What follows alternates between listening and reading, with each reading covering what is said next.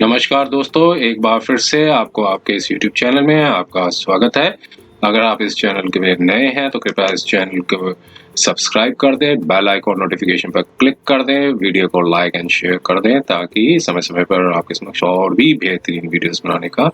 हमें मौका मिलता रहे। दोस्तों, माननीय दिल्ली उच्च न्यायालय ने 21 दिसंबर 2022 को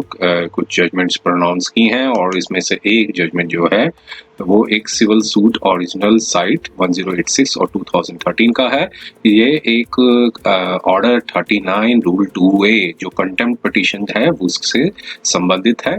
और इसका जो साइटेशन नंबर जो है 2022 DHC और 004005707 है और जो कि ये प्रोनाउंस हुई है 21 दिसंबर 2022 को। तो यहाँ पर जो प्लेंटिफ ने एक एग्रीमेंट टू द सेल जो है वो किया था, प्लेंटिफों ने एक सूट फाइल किया था और इसमें specific performance of the contract से रिलेटेड एक जो है केस फाइल सूट फाइल किया था। और हुआ क्या था कि यहाँ पर जो डिफेंडेंट नंबर 1 ने एक एग्रीमेंट टू सेल किया था और कुछ 5 करोड़ 2 लाख कुछ अमाउंट था उसका किया था, जिसमें से 50 कुछ अमाउंट जो है कुछ करोड़ जो है 2 करोड़ के आसपास जो है वो प्लेंटिफ ने जो है पेमेंट कर दी थी। लेकिन बाकी का जो पेमेंट है वो बाकी जो कंडीशंस थी एनओसी और जो दूसरी कंडीशंस थी वो डिफेंडेंट नंबर 1 ने नहीं कंप्लाई कर पाई थी और इससे रिगार्डिंग में जो प्लेंटिफ ने ये suit for the performance of the contract है, specific performance of the contract file किया था। साथ में ऑर्डर 39 रूल 1 और 2 की भी एप्लीकेशन लगाई थी और जिसमें कोर्ट ने एक स्टेटस क्यो है वो का जो ऑर्डर दे दिया था। अब इसमें डिफेंडेंट नंबर जो 2 और 3 थे जो कि वो भी जो लीगल हेयर्स हैं जो डिफेंडेंट नंबर 1 के, और यहाँ पर एक प्लेंटिफ ने एक एप्लीकेशन मूव की थी ऑर्डर 39 रूल 2A के अंदर की कंटेम्प्ट पिटीशन। उसमें कहा था कि डिफेंडेंट नंबर जो 2 और जो 3 है वो जो कि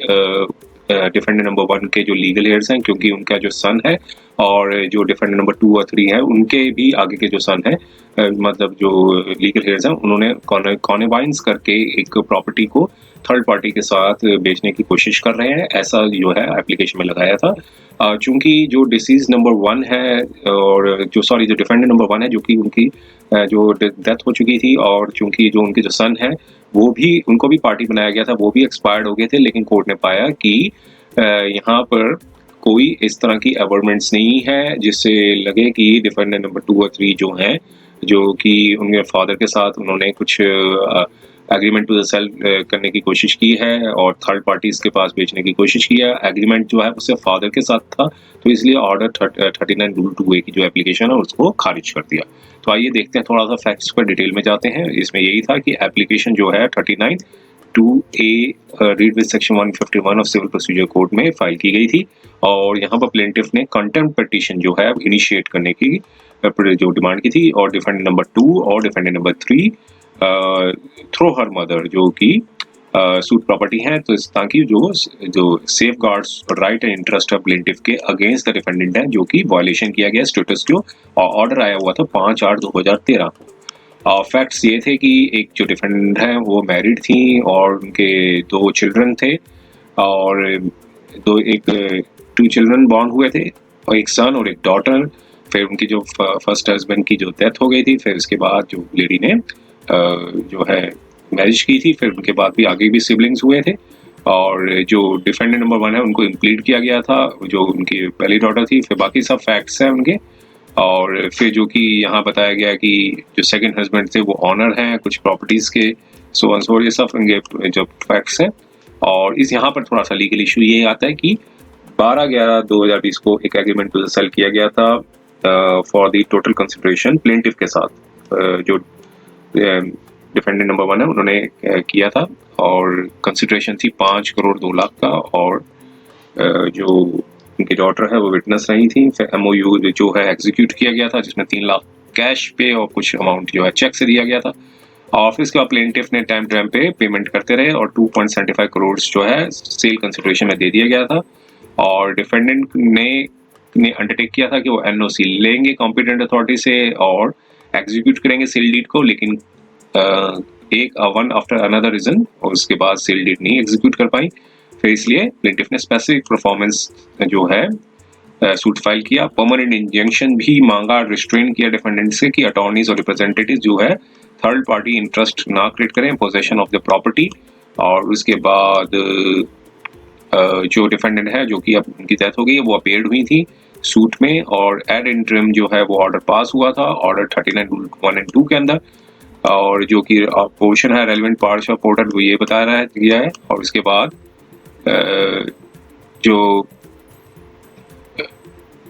और उसके बाद इम्प्लीट किया गया था। फिर उसके बाद एंड हर डॉटर जो है from her marriage with implead hers legal heir. Subsequently जो है डिफेंडेंट नंबर 2 और 3 को भी इम्प्लीट किया गया ऑर्डर से और basis of the will subsequently executed in the favour of A. और फिर विल चैलेंज की थी डॉटर डिफेंडेंट नंबर 1 ने, जो कि कोर्ट ने रिजेक्ट कर दी थी। कहा था कि जो भी चैलेंज जो विल है वो भी इसी प्रेजेंट सूट में ही देखा जाएगा, एजिटेट किया जाएगा। और फिर इसके बाद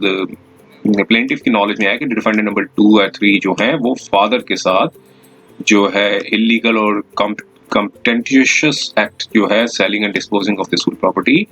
और डिफरेंट पर्सन्स को दे रहे हैं और creating third party rights create कर रहे हैं। और डिफेंडेंट नंबर 2 और 3 क्लेम टू बी जो है वो एक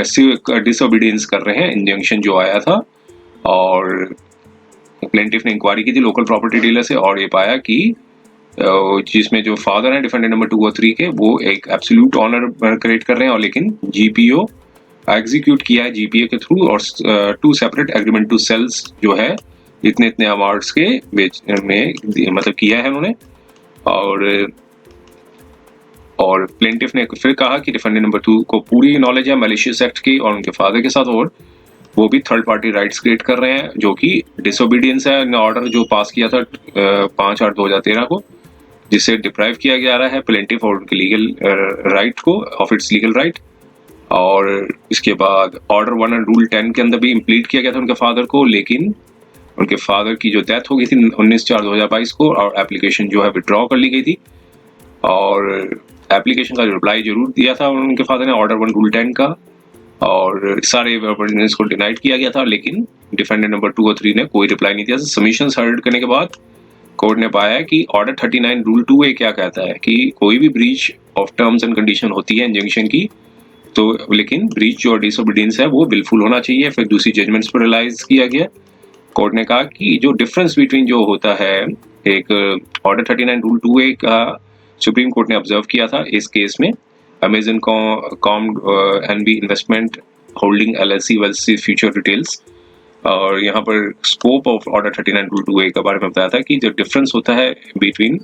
इन्फोर्समेंट ऑफ ऑर्डर पास्ट जो ऑर्डर 39 रूल 1 एंड 2 CPC और कंटेम्प्ट ऑफ कोर्ट के अंदर कि जो कंटेम्प्ट ऑफ कोर्ट जो है वो पनिश किया जाता है ऑफेंडर्स को,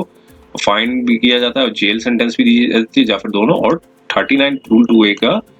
इंटेंशन यही होती है intended to be enforce the order, जो ऑर्डर दिए गए ऑर्डर 39 रूल में। और इसमें सिविल कोर्ट्स के पास वास्ट पावर होती है जिसमें अटैच भी कर सकती है प्रॉपर्टी को और इम्प्रिजनमेंट भी दे सकती है अगर प्यूनिटिव नेचर में है, अगर विच इज प्यूनिटिव नेचर है। और ऑब्जेक्टिव जो है 39 रूल 2A का जो है इन्फोर्स करने का है ऑर्डर है कि इंटरिम इंजंक्शन को इन्फोर्स किया जा सके। और कहा कि डिसोबीडियंस सफिशिएंट नहीं है लेकिन विलफुल डिसोबीडियंस होना जरूरी है, ऑर्डर 39 रूल 2A यही कहता है। और फिर इसके बाद सारे डिटेल्स को एनालिसिस करने के बाद कोर्ट ने पाया कि जो फादर थे उनके और वो ना तो इम्प्लीटेड किया गया पार्टी के और ऑर्डर 39 रूल 2A की CPC एप्लीकेशन में। ऑब्जेक्टिव जो थे ऑर्डर 39 रूल 2A का वो इन्फोर्स करना होता है इंटरिम इंजंक्शन को, और जो पार्टी नहीं है सूट में और उसको नहीं वो बाउंड नहीं होते कि वो ऑर्डर्स को कंप्लाई करें, held to be the bound by any orders therein. So यहाँ पर आया कि अकॉर्डिंग टू द प्लेंटिफ की जो उनके फादर है उनका कोई राइट और टाइटल नहीं था और he can't transfer the property यानी प्रोस्पेक्टिव बायर को, लेकिन जो उनके फादर ने क्रिएट किया था right agreement to sell in favour of so and so, तो जो कि उसमें कहा गया कि विच ही वाज उस प्रॉपर्टी के वो जो है ऑनर नहीं थे, लेकिन रेमेडी जो थी वो प्लेंटिफ की उनके अगेंस्ट लाई करती थी अलग से सेपरेट सूट फाइल करने के लिए। और बिकॉज सिर्फ वो फादर एंड डिफेंडेंट नंबर 2 और 3 के ये इप्सो फैक्टो ये नहीं इन्फ्लुएंस नहीं निकल सकता कि जो फादर का जो एक्ट है वो सन को एट्रीब्यूट करना पड़ेगा, विल बी एट्रीब्यूटेड उनके ऊपर, जो फादर का जो एक्ट होगा वो एट्रीब्यूट होगा सन्स के ऊपर। और इसलिए ये जो एग्रीमेंट टू सेल जो रिकॉर्ड में डाला गया वो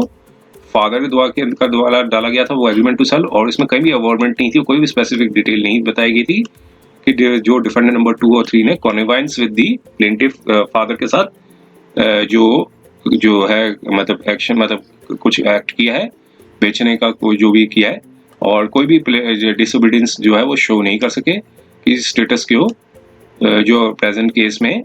था उन्होंने डिफेंडेंट नंबर 2 ने 3 ने किया, इसलिए कंटेम्प्ट पिटीशन को एप्लीकेशन को यहाँ खारिज कर दिया। ये था 21 दिसंबर 2022 का। उम्मीद है ये वीडियो आपको पसंद आया होगा। अगर वीडियो आपको पसंद आया है तो कृपया इस चैनल को सब्सक्राइब कर दें, बेल आइकॉन नोटिफिकेशन पर क्लिक कर दें, वीडियो को लाइक एंड शेयर जरूर कर दें ताकि समय समय पर आपके समक्ष और भी बेहतरीन वीडियोस बनाने का हमें मौका मिलता रहे। समय देने के लिए बहुत बहुत धन्यवाद।